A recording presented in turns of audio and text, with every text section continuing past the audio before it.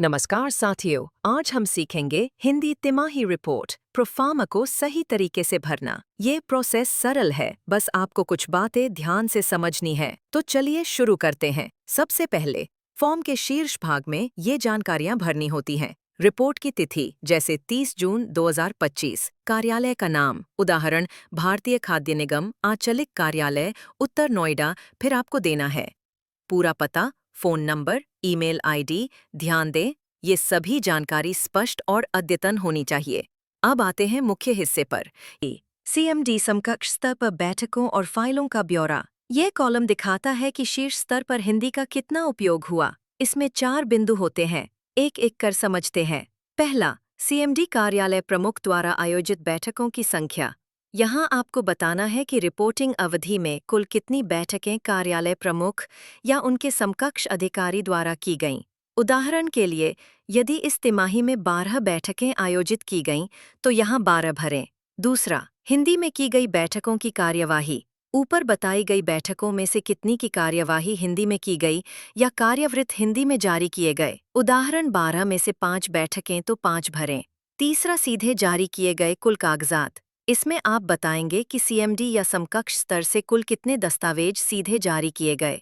उदाहरण 50 दस्तावेज तो यहाँ 50 भरें। चौथा, हिंदी में जारी किए गए दस्तावेज। अब बताना है कि ऊपर दिए गए दस्तावेजों में से कितने हिंदी में जारी किए गए। मान लीजिए 15 दस्तावेज हिंदी में निकले, तो यहाँ 15 दर्ज करें। तो इस तरह आप कॉलम 1 की सभी प्रविष्टियां आसानी से भर सकते हैं। अब बात करते हैं रिपोर्ट के कॉलम 2 की, जो जुड़ा है राजभाषा अधिनियम 1963 की धारा 3(3) से। इस धारा के तहत 14 प्रकार के दस्तावेज जैसे आदेश, नियम, रिपोर्ट, प्रेस विज्ञप्तियां, अनुबंध, निविदाएं इत्यादि दोनों भाषाओं में यानी हिंदी और अंग्रेजी में जारी किए जाने चाहिए। इस कॉलम में कुल 4 उपबिंदु होते हैं। पहला कॉलम, कुल जारी दस्तावेज। इस तिमाही में कुल कितने दस्तावेज धारा 3(3) के अंतर्गत जारी हुए। उदाहरण 56। दूसरा कॉलम, द्विभाषिक रूप में जारी दस्तावेज। उपर्युक्त में से कितने दस्तावेज हिंदी और अंग्रेजी दोनों में जारी हुए। यह संख्या भी समान होना चाहिए, यानी 56 ही होनी चाहिए। यदि कम हुए तो यह गंभीर उल्लंघन माना जाएगा। तीसरा कॉलम, केवल अंग्रेजी में जारी दस्तावेज। यहाँ हमेशा 0 होना चाहिए। चौथा कॉलम, केवल हिंदी में जारी दस्तावेज। यहाँ भी केवल 0 दिखाना है। तो इस तरह आप कॉलम 2 के सभी बिंदु सही और नियमों के अनुरूप भर सकते हैं। अब बात करते हैं कॉलम 3 की, जो जुड़ा है राजभाषा नियम 1976 के नियम 5 से। इस नियम के अनुसार यदि कोई पत्र हिंदी में प्राप्त होता है तो उसका उत्तर हिंदी में देना अनिवार्य है। इस कॉलम में 4 बिंदु होते हैं। पहला, हिंदी में प्राप्त पत्रों की कुल संख्या रिपोर्टिंग। अवधि में कार्यालय को कितने पत्र हिंदी में प्राप्त हुए। उदाहरण के लिए संख्या 115। दूसरा, जिन पत्रों का उत्तर अपेक्षित नहीं था, यानी ऐसे पत्र जिनका उत्तर देना आवश्यक नहीं था, जैसे सूचना हेतु भेजे गए पत्र या सामान्य प्रतिलिपियां। उदाहरण 105। तीसरा, हिंदी में उत्तर दिए गए पत्रों की संख्या, यानी शेष पत्रों में से कितनों का उत्तर हिंदी में दिया गया। उदाहरण 10। चौथा, अंग्रेजी में उत्तर दिए गए पत्रों की संख्या। यहां आदर्श रूप में 0 होना चाहिए। यदि कोई अन्य संख्या दी जाती है तो यह नियम 5 का उल्लंघन माना जाएगा। ध्यान रखें कि इन सभी चारों आंकड़ों में कोई गणनात्मक या तार्किक त्रुटि नहीं होनी चाहिए। सभी जोड़ घटाव सही होने चाहिए। इस प्रकार कॉलम 3 को पूरी सटीकता और सावधानी के साथ भरना आवश्यक है। अब बात करते हैं कॉलम 4 की, जो जुड़ा है अंग्रेजी में प्राप्त पत्रों के उत्तर हिंदी में दिए जाने से। यह कॉलम केवल क और ख क्षेत्र के कार्यालयों पर लागू होता है। ग क्षेत्र के कार्यालयों को यहां कुछ नहीं भरना है। सबसे पहले क क्षेत्र के लिए जानकारी देनी होती है। पहला कॉलम, क क्षेत्र से अंग्रेजी में प्राप्त कुल पत्रों की संख्या। दूसरा, उनमें से कितनों के उत्तर हिंदी में दिए गए। तीसरा, अंग्रेजी में दिए गए उत्तरों की संख्या। और चौथा, जिन पत्रों का उत्तर अपेक्षित नहीं था उनकी संख्या। अब आते हैं ख क्षेत्र पर। उसी तरह ख क्षेत्र में स्थित कार्यालयों से अंग्रेजी में प्राप्त पत्रों की संख्या और उनके उत्तरों का विवरण देना है। यहां भी चारों कॉलम उसी क्रम में भरने होते हैं। राजभाषा विभाग के नियमानुसार अंग्रेजी में प्राप्त पत्रों का उत्तर भी हिंदी में दिया जाना चाहिए। ये बहुत आवश्यक है। इसलिए ध्यान रखें कि अंग्रेज पत्रों के हिंदी उत्तरों की संख्या पर्याप्त हो और अंग्रेजी में दिए गए उत्तरों की संख्या न्यूनतम हो या शून्य हो। इस कॉलम को भरते समय भी सभी आंकड़े तार्किक रूप से सही और स्पष्ट होने चाहिए। अब बात करते हैं कॉलम 5 की, जो मूल पत्राचार से जुड़ा है। इसमें कार्यालय द्वारा अन्य कार्यालयों को भेजे गए पत्रों का विवरण भरना होता है।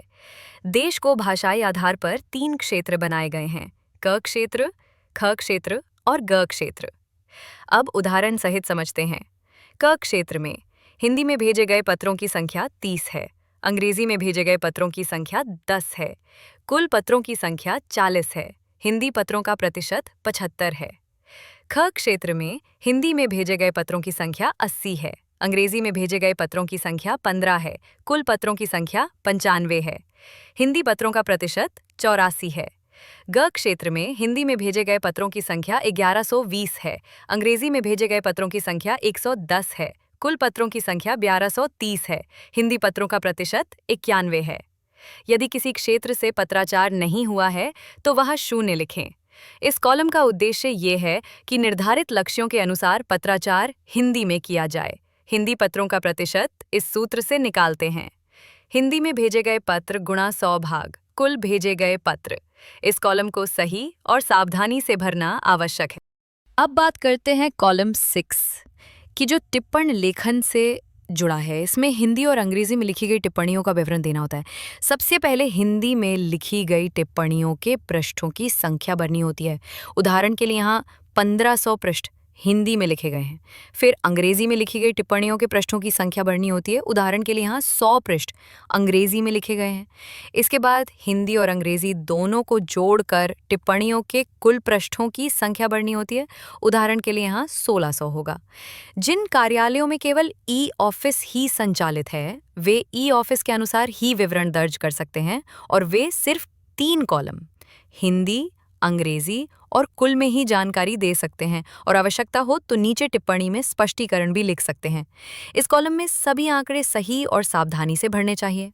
राजभाषा विभाग द्वारा निर्धारित लक्ष्यों को प्राप्त करने की कोशिश करनी चाहिए। अब बात करते हैं कॉलम 7 की, जो हिंदी कार्यशालाओं से जुड़ा है। इस कॉलम में तिमाही के दौरान आयोजित हिंदी कार्यशालाओं का विवरण भरना होता है। सबसे पहले तिमाही में आयोजित हिंदी कार्यशालाओं की संख्या भरनी होती है। उदाहरण के लिए यहाँ एक कार्यशाला आयोजित की गई है। कार्यशाला की तिथि 12 मई 2025 है। फिर इस कार्यशाला में प्रशिक्षित कर्मचारियों की संख्या भरनी होती है। इसमें 2 भाग होते हैं: अधिकारी और कर्मचारी। अधिकारियों की संख्या 12 है और कर्मचारियों की संख्या 15 है। राजभाषा विभाग के नियमानुसार प्रत्येक कार्यालय में हर कर्मचारी को 2 वर्ष में कम से कम 1 बार हिंदी में प्रशिक्षण देना आवश्यक है। यद्यपि तिथि पूछी नहीं गई है, फिर भी कार्यशाला की तिथि संख्या के साथ देना उचित है। कार्यशाला में उपस्थित सभी कर्मचारियों के हस्ताक्षर एक पंजी में अवश्य लेने चाहिए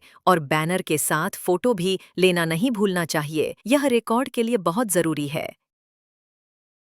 अब बात करते हैं कॉलम 8 की, जो राजभाषा कार्यान्वयन समिति की बैठक से जुड़ा है। इसमें तिमाही के दौरान आयोजित बैठकों का विवरण भरना होता है। सबसे पहले राजभाषा कार्यान्वयन समिति की बैठक की तिथि भरनी होती है। उदाहरण के लिए यहाँ 25 जून 2025 की तिथि दी गई है। फिर अधीनस्थ कार्यालयों में गठित राजभाषा कार्यान्वयन समितियों की संख्या भरनी होती है। आपके कार्यालय के अधीन जितने अधीनस्थ कार्यालय हैं, उतनी समितियां गठित होंगी और तदनुसार संख्या भरनी है। उदाहरण के लिए यहाँ 61 समितियां गठित हैं। फिर अधीनस्थ कार्यालयों में तिमाही में आयोजित बैठकों की संख्या भरनी होती है। यहाँ भी 61 बैठकों का आयोजन किया गया है।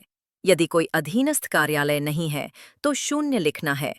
अंत में यह पूछा गया है कि क्या इन बैठकों से संबंधित कार्यसूची और कार्यवृत्त हिंदी में जारी किए गए हैं। इसका उत्तर हाँ या नहीं में देना है।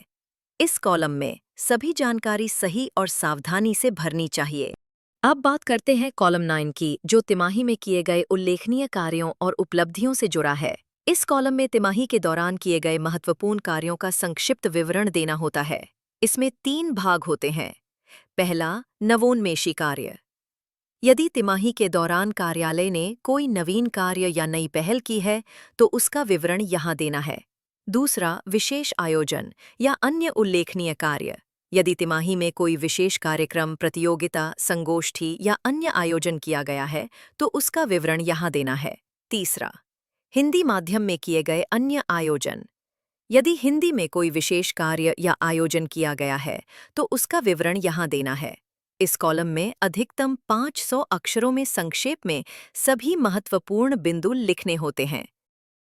अब बात करते हैं कॉलम 10 की, जो रिपोर्ट में उल्लिखित आंकड़ों की सत्यता से संबंधित है। इसमें प्रमाण पत्र देना होता है कि रिपोर्ट में जो आंकड़े दिए गए हैं वे पूरी तरह सही और प्रमाणिक हैं। इसके बाद सार्वजनिक क्षेत्र के उपक्रमों या स्वायत्त निकायों की राजभाषा कार्यान्वयन समिति के अध्यक्ष का नाम लिखना होता है। फिर अध्यक्ष का पदनाम भरना होता है। उसके बाद एसटीडी कोड सहित फोन नंबर देना होता है। फिर फैक्स नंबर देना होता है और अंत में ईमेल का पता भरना होता है। इस कॉलम का उद्देश्य है कि रिपोर्ट से संबंधित किसी भी स्पष्टीकरण या संपर्क के लिए सही अधिकारी की जानकारी उपलब्ध हो। इस प्रपत्र को कार्यालय प्रमुख द्वारा ही हस्ताक्षर करना अनिवार्य है।